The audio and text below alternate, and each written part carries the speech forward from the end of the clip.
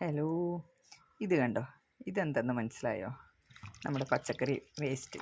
ഞാൻ ഇന്നലെ തോരൻ വയ്ക്കാൻ വേണ്ടിയിട്ട് ബീട്രൂട്ട് മുറിച്ചത്, ബീട്രൂട്ടിൻ്റെ തൊലി പിന്നെ ഉള്ളിയുടെ തൊലി എല്ലാം കൂടിയിട്ട് കുറച്ച് വെള്ളത്തിൽ ഇങ്ങനെ ഇട്ട് വെച്ചിരുന്നു.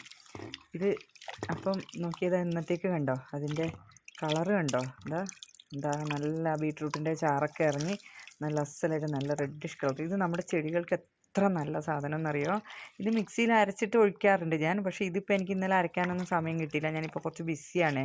എനിക്ക് വീഡിയോസൊന്നും എടുക്കാനും ഒന്നിനും അതിന് പോലും സമയം കിട്ടാറില്ല. അപ്പം ഞാൻ എന്ത് ചെയ്തു, ഇനി ഇത് കുറേ ദിവസം വെച്ചത് ഇതിങ്ങനെ ചീഞ്ഞ് സ്മെല്ല് വരാനൊക്കെ തുടങ്ങും. അപ്പോൾ ഇത് തൊലി ഇതിങ്ങനെ പിഴിഞ്ഞെടുത്തിട്ട് വെള്ളയിൽ നമുക്ക് നമ്മുടെ ചെടിക്ക് റോസിനോ പിന്നെ ആന്തൂറിയം റോസ്, അതുപോലെ നമ്മുടെ പിന്നെ അഡീനിയം, ഓർക്കിഡ് എല്ലാത്തിനും നല്ല അസൽ വളമാണ്.